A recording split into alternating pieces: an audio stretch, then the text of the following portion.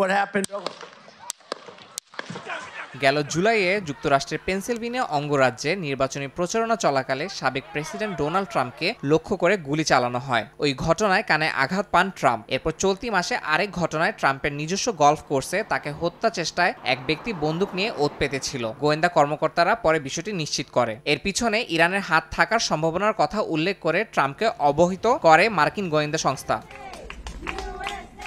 এবার ট্রাম্প নিজেই ইরানের বিরুদ্ধে তাকে হত্যা চেষ্টার অভিযোগ আনলেন। নিজস্ব সামাজিক মাধ্যম ট্রুথ সোশ্যালে এক পোস্টে ট্রাম্প লেখেন, ইরান যে পদক্ষেপ নিয়েছিল তা সফল হয়নি। হত্যা চেষ্টার ঘটনার পর তার নিরাপত্তা ব্যয় বাড়ানো এবং সামরিক বাহিনী সহ অন্যান্য নিরাপত্তা বাহিনী তৎপর রয়েছে বলেও উল্লেখ করেন এই সাবেক প্রেসিডেন্ট। এদিকে ট্রাম্পের প্রচারণা শিবির বলছে, মার্কিন গোয়েন্দা সংস্থাগুলো ইরানের হুমকির বিষয়টি গভীরভাবে পর্যবেক্ষণ করছে। এরই মধ্যে নির্বাচনের পূর্বে হুমকির ইস্যুকে ঝুঁকি হিসেবে বিবেচনা করা হচ্ছে। সম্ভাব্য সাইবার হামলা ও নির্বাচনকে প্রভাবিত করার চেষ্টা নিয়েও সতর্কতা জারি করছে গোয়েন্দা সংস্থাগুলো।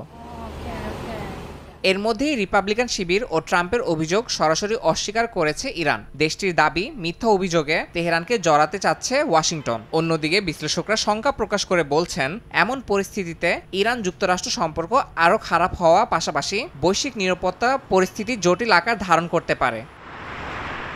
ইয়াসিন মোহাম্মদ জিসান, সময় সংবাদ।